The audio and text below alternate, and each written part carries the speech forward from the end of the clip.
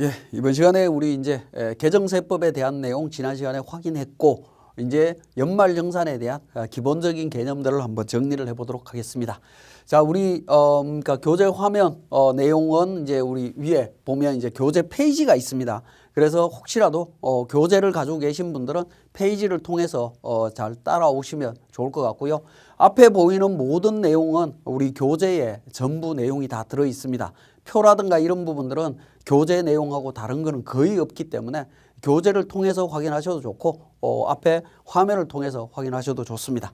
자, 연말정산 주요 일정에 대한 부분이 되겠습니다. 자, 일정은 연말정산을 회사에서 연말정산합니다라고 안내를 하고요. 그리고 소득세액공제 증명서류를 수집해야 되겠죠. 요게 이제 연말정산 간소화 시스템을 이용을 합니다. 대부분은 간소화 시스템은 매년 1월 15일 정도에 국세청의 홈택스에서 열린다라고 보시면 됩니다. 그래서 간소화 자료를 받아서 연말정산 세액을 계산을 하고요. 근로소득 원천징수 영수증을 작성하고 교부하도록 되어 있다라는 겁니다. 그 흐름 속에서 진행이 되고 그 다음에 원천징수 영수증까지 작성이 되고 나면 지급명세서를 3월 1일부터 3월 10일까지 회사가 세무서에 제출하도록 되어 있습니다. 요 지급명세서 놓치게 되면 가산세가 엄청나게 크게 나옵니다. 그렇기 때문에 지급명세서 놓치지 않도록 좀 주의를 하셔야 되겠고, 요거는 마지막 시간에 지급명세서에 대한 거 제가 또 다시 말씀드리겠지만 어쨌든 지급명세서에 대한 부분을 제출을 하실 때 1년치 전체 다가 제출된다라는 겁니다. 중도 퇴사자에 대한 연말정산, 중도 연말정산도 있을 거고요. 그런 분들 것까지 전체 다 제출돼야 된다라는 거 반드시 기억해 주시고, 원천징수 이행상황신고서 제출 및 환급 신청하도록 되어 있습니다. 자, 월별 납부자는 25년 3월 10일까지, 반기별 납부자는 25년 7월 10일까지 제출을 하시면 되겠습니다.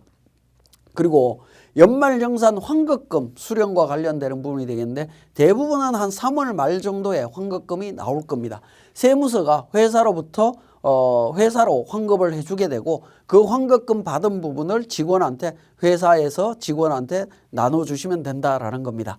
자, 종합소득 확정 신고해야 되는 분들도 있을 수 있는데 올해는 6월 2일까지 타소득과 합산해서 신고를 하시면 됩니다. 그리고 과다공제나 과소공제 관련해서 수정신고나 경정청구 업무까지 진행이 될 수 있다라고 보시면 되겠는데 우리가 일반적인 연말정산은 동그라미 7번까지 대부분 다 이루어진다라고 보시면 되겠네요. 자, 그리고 연말정산을 할 때 우리 앞에 이제 교재에 보면 47페이지부터 보면 제가 요약표로 만들어 놓은 것들이 있습니다. 소득세액공제 신고서의 첨부 서류라든가 세액계산 요약표, 그 다음에 소득세액공제 요건표라든가 그 밖에 소득공제 요약이라든가 세액공제와 특별세액공제 요약표 뭐 이런 요약표들을 쭉 만들어 놨고요. 마지막에 보면 소득공제하고 세액공제에 대해서 자가진단표를 제가 만들어 놨습니다. 예스, 노로 해갖고 쭉 이렇게 확인할 수 있도록 만들어 놓은 부분이 있습니다. 그걸 실무에서 활용을 하시면 좋을 것 같고 앞에 있는 이러한 요약 내용들은 우리 연말정산 내용을 전부 숙지하신 다음에 실무하실 때에는 요약 자료를 통해서 활용을 하시면 업무가 조금 더 수월해지지 않을까 하는 생각을 해봅니다. 자, 연말정산 제1장에서 연말정산 개요에 대한 부분 기본적인 거 살펴보도록 하겠습니다. 자, 연말정산은 매월 급여 지급할 때 우리 간이세액표에 의해서 원천징수세액을 계산을 한다라는 거죠. 그리고 그렇게 해서 납부를 하게 되고요. 그 다음에 이제 1년간 총 근로소득이 확정이 되면 확정된 소득을 기준으로 해서 정확한 세액을 계산을 하게 됩니다. 자, 그렇게 해서 이제 세액을 정산하게 되는데 매월 12번 낸 세액하고 정확한 세액하고 비교해서 차이 나는 금액을 정리하는 과정이 우리는 일반적으로 연말정산이라고 이야기를 합니다. 그래서 연말정산이라는 제도는 과거에는 13월에 월급이다라는 의미로 많이 접근을 했었는데 요즘은 이제 연말정산도 미리 준비하지 않으면 세금 폭탄으로 추가 납부세액이 나오는 경우들이 많습니다.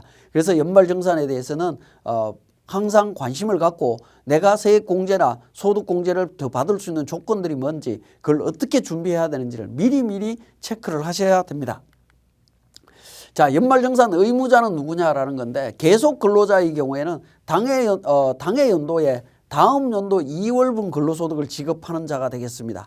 그러면 중도퇴직자는 퇴직하는 달에 근로소득을 지급하는 자.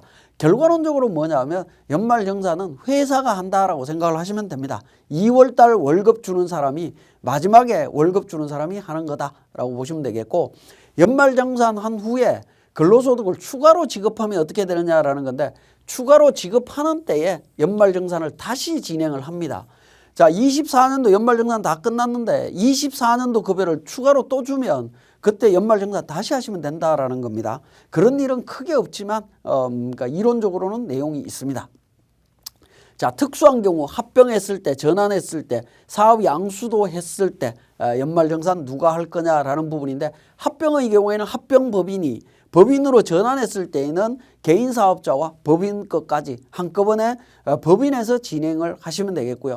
사업 양수도 하는 경우에는 퇴직급여 충당금을 승계한 경우에는 양수법인에서 진행을 하시면 됩니다. 자, 특수한 경우 연말정산 의무 및 지급명세서 제출자가 어떻게 되느냐라는 부분인데, 자, 앞에서 말씀드렸던 내용, 연말정산 의무자는 합병법인이나 개인에서 법인으로 전환했을 때 법인이나 사업 양수법인에서 연말정산을 합니다. 그래서 과거에 있던 부분을 합쳐갖고 진행을 하시면 됩니다. 근데 실무적으로 가보면 거의 대부분은 특히 개인에서 법인으로 전환했다라고 할 때 개인은 중도 퇴사자에 대한 연말정산을 진행을 해버리고 법인에서 그걸 합쳐갖고 정산하는 방식을 많이 취합니다. 근데 원칙적으로는 합병법인이나 개인기업에서는 연말정산을 진행하지 않고 합병법인이나 법인기업이나 법인으로 전환된 기업이나 이쪽에서 일괄 정리하는 게 원칙이다라고 보시면 됩니다. 자, 그리고 지급명세서에 대해서도 피합병법인이라든가 개인기업에서 연말정산분에 대해서는 원래 제출하지 않습니다. 합병법인이나 법인기업에서 일괄 제출하도록 돼 있고요.